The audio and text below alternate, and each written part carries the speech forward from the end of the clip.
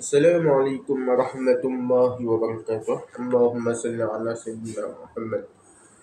Okey, ni nak bicara tentang uh, apa ni bab bid'ah. Orang duk kata situ bid'ah, sini bid'ah. Maksudnya amalan tu bid'ah, amalan tu tak ada buat oleh Nabi sallallahu alaihi wasallam. Tak ni bid'ah, Nabi tak buat dan sebagainya.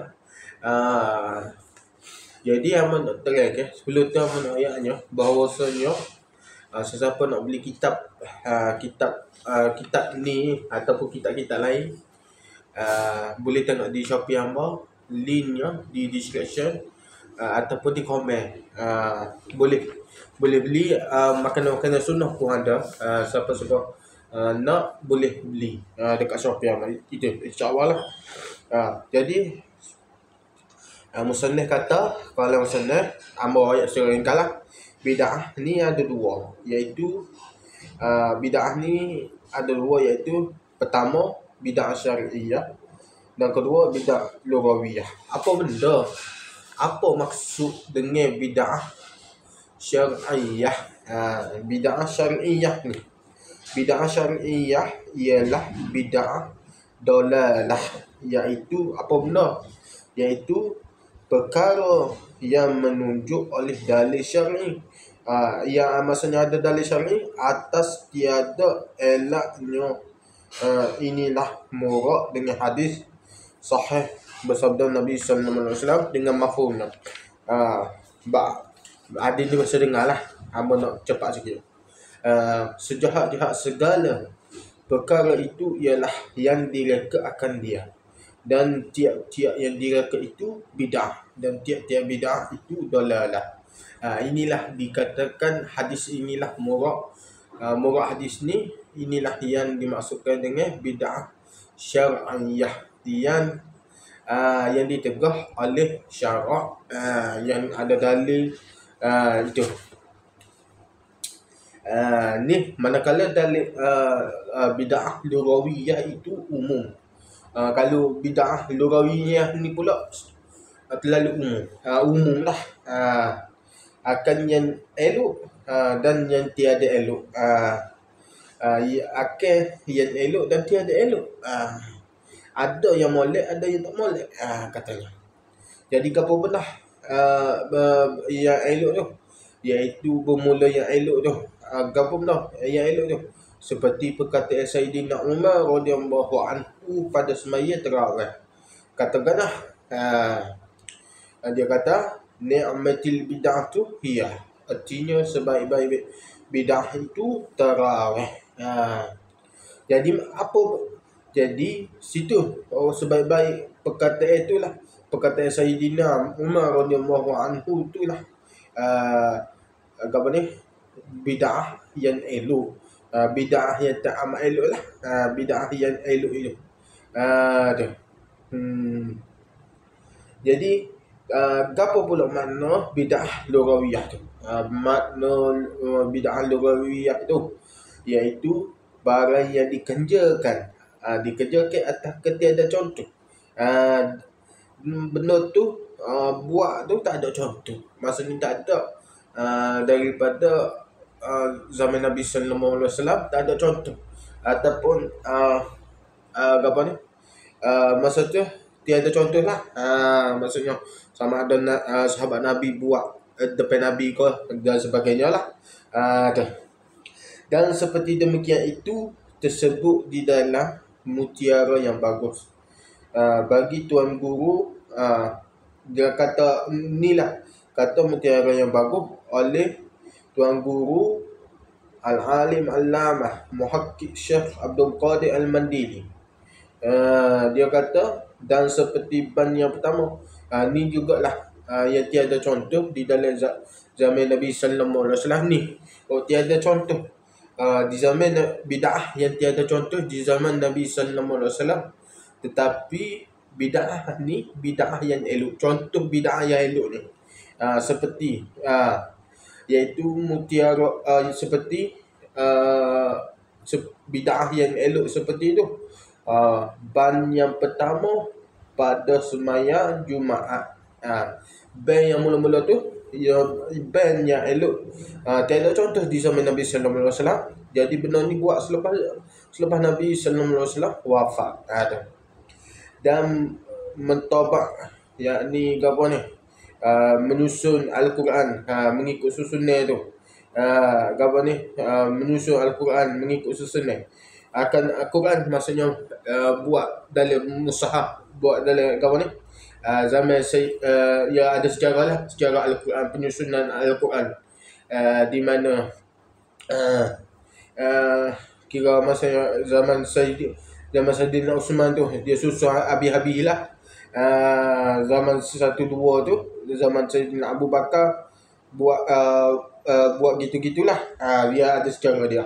Lepas tu seperti mengadakan titik, ni mengadakan titik dalam Al-Quran tu. Dulu tulisan Al-Quran tu, kalau siapa belajar Al-Quran, belajar resam, ilmu resam, dia akan tu kadang-kadang tu tak ada titik. Jadi tulisan tu ditulis sin saja, tanpa ada titik dan sebagainya. Jadi ulama-ulama yang tu kemudian buat titik. Dia start dengan tak silap ambanya zaman Abu Aswad Ad-Du'ali. Start dengan buat titik dan sebagainya lah. Lepas tu Khalil apa semua tu dia buat sebagainya. Dia mengembangkan. Dan ada oleh Sayyidina Umar Ibn Al-Khattab radhiyallahu anhu akan hijrah. Yang ni mengadakan tahun hijrah lah. Maksudnya buat tahun hijrah. Masa zaman Nabi sallallahu alaihi wasallam tu tak ada lagi tahun hijrah. Maksudnya buat penyusunan bulan ni, bulan gapo yang pertama, dalam tahun Islam tu, bulan gapo tahun pertama, bulan kedua tahun gapo benda, bulan ketiga panggil gapo benda. Jadi Sayyidina Umar lah yang menyusun selepas kewafatan Nabi sallallahu alaihi wasallam. Jadi benda ni tak ada contoh di zaman Nabi sallallahu alaihi wasallam. Tu kenapa tu? Lepas tu apa lagi?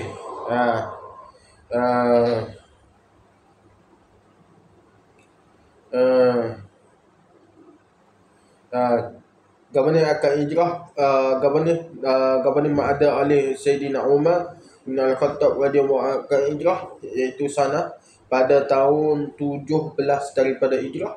Nabi sallallahu alaihi wasallam kemudian tak kala membalas suratnya oleh Abu Musa Al-Asy'ari ketika ia jadi qadi di negeri Kufah kepadanya. Jadi benda ni berlaku 17 selepas daripada hijrah Nabi sallallahu alaihi wasallam. Maka ini perkara tiada terima akal sekali-kali bahawa masuk ia di dalam bid'ah dalalah. Jadi perbuatan ni perbuatan yang elok, tak terima lah oleh akal. Katanya benda ni masuk dalam bid'ah dalalah. Ialah dia. Kerana bahawasanya yang mengerjakan dia sahabat seperti Sayyidina Umar dan Sayyidina Uthman radhiyallahu anhu yang disaksikan oleh Sayyidina Al-Alami dengan bahawa mereka itu ahli syurga. Dan pula sabda Nabi sallallahu alaihi wasallam dengan mafhum ni, sahabat-sahabat aku tu seperti bintang-bintang di langit, maka dengan yang mana daripada mereka itu mengikut kamu akan mereka itu, nescaya dapat hidayah oleh kamu. Itu sabda Nabi sallallahu alaihi wasallam. Jadi di sinilah nyatalah bahawasanya perkara maksudnya nyatalah dengan perbuatan Nabi, perbuatan sahabat Nabi sallallahu alaihi wasallam tu, itulah dipanggil sebagai bid'ah hasanah. Itu dipanggil sebab bid'ah hasanah. Jadi kaedah situlah ada ulama bahagikan dua bid'ah dalalah dengan bid'ah hasanah. Jadi kena bahas itu. Lepas tu dia kata dan seperti itu juga menunggu apa ni, menunggu tabar yang apa ni, menunggu tabri apa ni, menunggukan ban lagi akan datang, bahasanya tabri apa benda tak tahu, tak jelas lah. Kerana ia perkara yang mengerjakan dia oleh sahabat dan salaf yang salih, dan masuk ia di dalam firman Allah Subhanahu taala, wa man arada al-akhirah. Jadi mereka ni kehendak beramal yang dengan apa ni, untuk mendapat pembalasan akhirat. Wa sa'alaha sa'yaha wa huwa mu'minun faulaika kana sa'yuhum mashkura. Jadi ni mereka apa ni, amal-amal mereka ni diterima. Maksudnya mereka buat daripada buat benda-benda yang tiada contoh di zaman Nabi sallallahu alaihi wasallam, tapi para sahabat Nabi sallallahu alaihi wasallam dengan para salafus salih, yakni para guru yang terbaik yang disebut oleh Nabi sallallahu alaihi wasallam tu, jadi amalan-amalan mereka ni diterima. Kerana apa?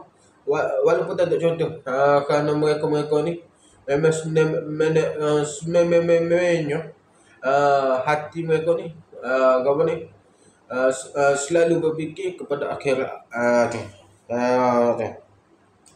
Dan boleh tengoklah dalam kitab tadi ayat tu ia ada tafsir lah. Dalam kitab Murahul Labib dengan safhah 475, dengan mafhumnya lah. Dan barang siapa menghendaki akan akhirat, artinya menghendaki ia dengan amalnya akan pahala akhirat, dan usaha baginya bagi akhirat akan sebagai usahanya, dengan bahawa adalah amal itu daripada kebajikan dan taat, dan padahal ia orang yang mukmin, yakni iman yang sahih, maka mereka itu adalah usaha mereka itu, yakni amal mereka itu disyukurkan, yakni diterima akan dia di sisi Allah seelok-elok terima, intaha, selesai. Maka daripada ayat ni lah nyatalah, daripada ayat ni kenyataan ni bahawasanya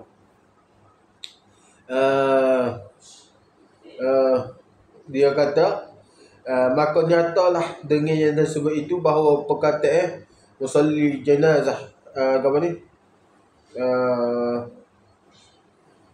yang lagi akan datang cerita pasal sembahyang jenazah dan sebagainya lah. Jadi perkara ni lah, kerana benda-benda yang tiada contoh Nabi sallallahu alaihi wasallam ni, ada perkara yang elok dan perkara yang tidak elok. Ada Nabi sallallahu alaihi wasallam tak maksudnya tiada contoh di zaman Nabi sallallahu alaihi wasallam. Jadi ada contoh di zaman sahabat dan para salafus salih. Maka walaupun tiada contoh di zaman Nabi sallallahu alaihi wasallam, tapi benda tu dibuat di zaman sahabat dan para salafus salih, benda tu baik. Bahkan apa, bid'ah ni ada dua. Bid'ah ni yang tiada contoh daripada Nabi sallallahu alaihi wasallam, iaitu bid'ah lughawiyah asalnya. Bid'ah ni ada dua asalnya. Kena pecah gini. Bid'ah ni ada dua. Bid'ah lughawiyah, bid'ah syar'iyah. Jadi bid'ah syar'iyah ni termasuk apa ni? Termasuk dengan kata Nabi sallallahu alaihi wasallam murah. Katanya benda apa ni? Yang ada dalil syar'i. Maksudnya dalil syar'i yang menegah akal perbuatan itu. Tu dikatakan bid'ah syar'iyah ataupun dipanggil sebagai bid'ah dalalah. Manakala bid'ah lughawiyah ni, bid'ah lughawiyah ni terlalu umum. Seperti apa ni, bid'ah lughawiyah ni, ia ada secara umum. Jadi benda tu ada perkara tu, ada benda yang molek, ada yang tak molek. Bid'ah lughawiyah ni, jadi benda tu tapi sebaik-baik daripada benda tu, perkara yang tiada contoh. Perkara ni bid'ah lughawiyah ni tak ada contoh daripada zaman Nabi, daripada Nabi sallallahu alaihi wasallam. Tapi benda ni berlaku pada zaman sahabat radhiyallahu anhum dan zaman salafus salih. Zaman salafus salih mereka ada ni. seperti perkataan Sayyidina Umar radhiyallahu bid'ah yang apa ni, yang elok ni. Ada seperti perkataan perkataan sahabat, perkataan Sayyidina Umar radhiyallahu anhu tentang tarawih. Itu bid'ah yang elok.